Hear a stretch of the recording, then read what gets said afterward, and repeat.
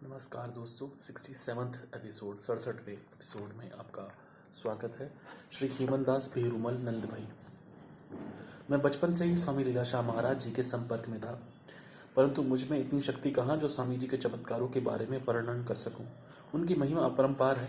स्वामी जी इस युग में लोगों के उद्धार हेतु अवतार धारण कर आए थे।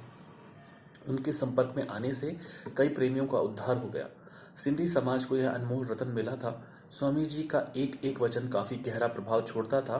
उनके असर से पापी भी सदाचारी बन जाते थे। इसका कारण यह था कि उनकी करनी व कथनी में फर्क नहीं था।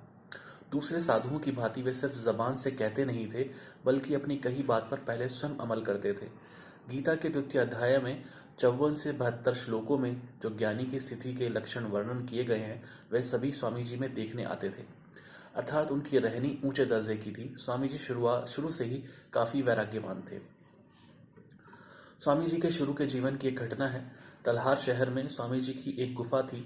उसके पास एक विवाह समारोह हो रहा था। उस अवसर पर प्रीति भोज कार्यक्रम के दौरान वहां के प्रेमियों ने भोजन की एक थाली स्वामी जी को भी गुफा में भेजी, परंतु स्वामी जी ने वह थाली लेने से इनकार कर दिया तथा यह भजन कहा। आनंद खुद मा आया छो विषय लिव लगाया छो मानुष तन लजाया विषय आनंद क्षण आनंद भजन छो भुलाया विद्या आनंद योग आनंद ब्रह्मानंद दृढ़ाया चेतन सत सोहंग स्वरूप सोई मां सराया काम कैड़ो नरक भैड़ो तह मां जिंद छडाया गुर ज्ञान पाए विज्ञान तह में मन मिलाया मुक्तिया हीरो छडे सीरो दुख छो वहाया ऋषियन गाल धर्मपाल हिये सा हंडाया लीलादास सोहंग प्रकाश आप में समाया।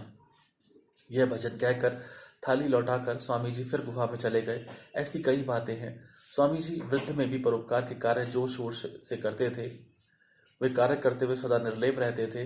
वे अकेले ही सफर करते थे। उनमें दिखावा नहीं था। उनका बिस्तर था एक टाट का टुकड़ा। वे सादगी पसंद, नम्रतावान, सरल स्वभाव वाले, जगत का उद्धार करने वाले संत थे। उनकी क्या महिमा की जाए। धन्यवाद।